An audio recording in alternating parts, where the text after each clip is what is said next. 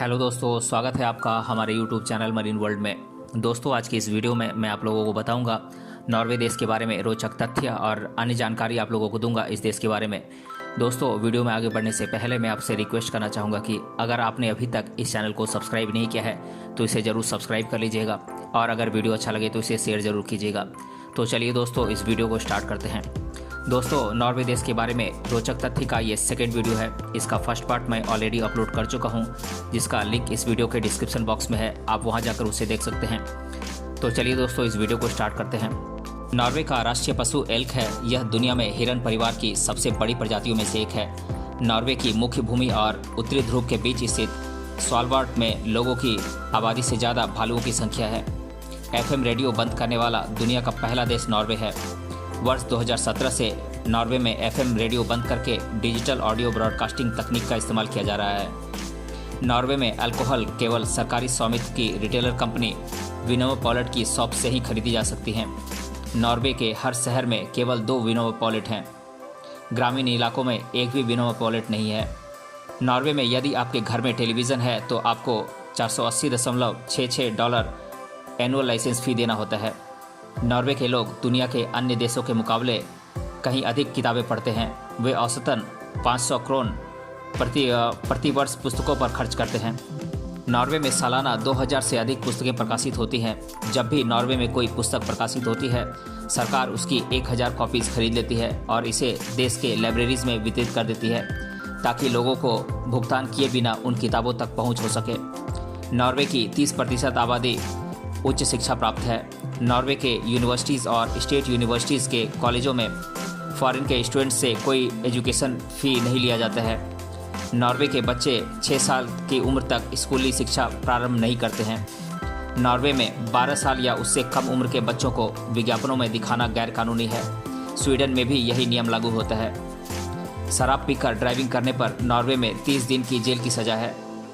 2008 से नॉर्वे में समलैंगिक विवाह को कानूनी मान्यता प्रदान की गई है। नॉर्वे में वर्ष 2015 से पुरुषों की तरह महिलाओं के लिए भी मिलिट्री सर्विस अनिवार्य कर दिया गया है। ऐसा करने वाला नॉर्वे पहला नाटो का सदस्य और पहला यूरोपियन देश भी है। नॉर्वे में मौत की सज़ा नहीं दी जा सकती है। यहाँ 1979 से डेथ पेनल्टी को पूरी तरह समाप्त कर दिया गया है। नॉर्वे में अधिकतम सज़ा 21 वर्षों की जेल की सज़ा है। नॉर्वे की जेलों में कैदियों को मुफ्त इंटरनेट की सुविधा उपलब्ध कराई जाती है।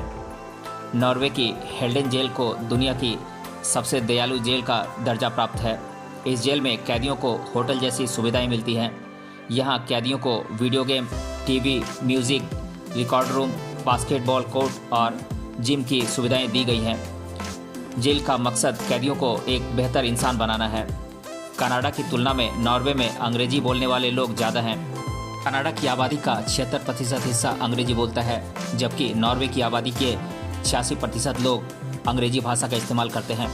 यदि आप नॉर्वे में किसी व्यक्ति या कंपनी की आय के बारे में जानना चाहते हैं तो आप उनके आयकर रिटर्न को देखकर आसानी से पता लगा सकते हैं, क्योंकि नॉर्वे में सभी नागरिकों के टैक्स रिटर्न वेबसाइट में निरीक्षण हेतु पब्लिक किए जाते हैं। नॉर्वे में समान दूरी के लिए टैक्सी निजी कारों की तुलना में सस्ती पड़ती है। यह सार्वजनिक परिवहन के उपयोग को प्रोत्साहित करने के लिए किया जाता है। नॉर्वे के दिवंगत राजा ओलाव फिफ्थ सार्वजनिक परिवहन का उपयोग किया करते थे और हमेशा टिकट लेकर चलते थे। ऐसा करके वे आम जनता को निजी वाहनों के बजाय सार्वजनिक परिवहन का उपयोग करने के लिए प्रोत्साहित करते थे, ताकि प्रदूषण और ट्रैफिक को कम किया जा सके। नॉर्वे में करों की भरमार है। उन्हें टीवी कर, ईंधन कर, प्लास्टिक की बोतल कर, चीनी पर कर आदि देने पड़ते हैं। नॉर्वे में बेरोजगारी दर बहुत कम है, लगभग 3.5% है। ईस्टर और क्रिसमस नॉर्वे में प्रमुख छुट्टियां हैं। नॉर्वे के लोग गर्मी के मौसम में 4 सप्ताह की छुट्टी का आनंद लेते हैं। इस प्रकार उनके पास मछली पकड़ने और आराम करने का बहुत समय होता है।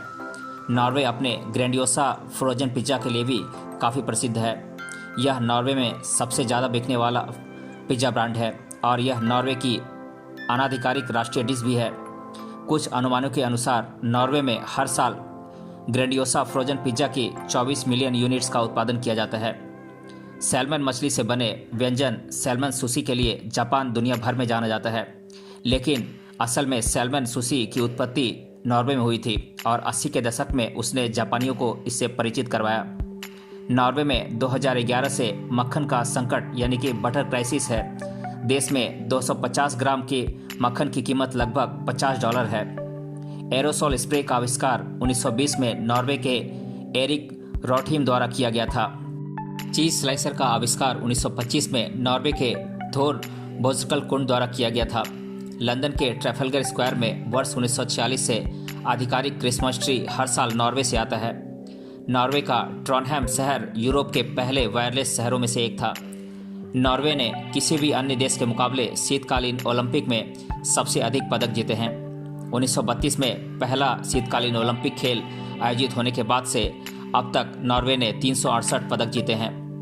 दुनिया का सबसे बड़ा सैल्मन मछली का उत्पादक देश नॉर्वे है। फिनलैंड के बाद नॉर्वे में प्रति व्यक्ति कॉफ़ी की खपत बहुत ज़्यादा है। यहाँ हर व्यक्ति साल भर में लगभग 9.5 किलो कॉफ़ी पी लेता है। नॉर्वे में सेल की जाने वाली नई कारों में से आधी या आधे से अधिक हाइब्रिड या फिर इलेक्ट्रिक कारें हैं। नॉर्वे में ऊर्जा के नवीकरणीय स्रोतों यानी कि रिन्यूएबल एनर्जी सोर्सेज के उपयोग पर अधिक जोर दिया जाता है। नॉर्वे की 99% बिजली पनबिजली यानी कि हाइड्रो इलेक्ट्रिक पावर से उत्पन्न की जाती है। दुनिया में सबसे अधिक गैसोलीन की कीमत नॉर्वे में है, जो कि लगभग $7.5 प्रति गैलन है। 1966 की गर्मियों में तेल का पहला कुआं नॉर्वे में ड्रिल किया गया था, लेकिन यह सूख गया था। 1960 के अंत में नॉर्वे में अपतटीय तेल और गैस यानी कि ऑफशोर ऑयल एंड गैसेस की खोज की गई थी। इस क्षेत्र से उत्पादन 15 जून 1971 को शुरू हुआ था। 1978 से 1989 के बीच नॉर्वे में स्केटबोर्ड पर प्रतिबंध लगा दिया गया था। सेकेंड वर्ल्ड वॉर में नॉर्वे के केवल 10 पुलिसकर्मियों की ही मृत्यु हुई थी। नॉर्वे के स्पिट्सबर्गेन आइलैंड में स्थित लॉन्गियरबेन शहर दुनिया का सबसे उत्तरी शहर माना जाता है। लगभग 2000 की आबादी वाले इस गांव में पिछले लगभग 70 सालों से किसी भी मुर्दे को नहीं दफनाया गया है। यदि कोई बीमार हो या उम्रदराज हो तो उसे दूसरे शहर भेज दिया जाता है। कहा जा सकता है कि इस गांव में लोगों का मरना मना है। ऐसा इसलिए क्योंकि यहाँ की ज़मीन पर हमेशा बर्फ़ जमी रहती है, इसीलिए दफनाई गई लाशें डिकम्पोज नहीं होती हैं और संरक्षित रहती हैं। नॉर्वे के लॉन्गियरबेन शहर में घर से बाहर जाते वक्त बंदूक साथ रखने का नियम है। बंदूक न रखने पर पोलर बियर द्वारा मारे जाने की संभावना रहती है। नॉर्वे में पहली बार हुई विमान हाईजैकिंग में हाईजैकर ने शराब के बदले अपने हथियार सरेंडर कर दिया था। 21 जून 1985 को ब्रैथेन से फ्लाइट 139 स्टीन आर्विड हुसेबी नामक नशे में धुत व्यक्ति ने प्लेन को हाईजैक कर लिया था। विमान की पूरी शराब पीकर खत्म करने के बाद उसने और शराब की मांग की और उसके एवज में अपने हथियार सौंप दिए। फॉरनेबू में लैंड किए गए इस विमान में लोकल पुलिस द्वारा शराब पहुंचाई गई और कुछ ही देर बाद हाईजैकर को पकड़ लिया गया।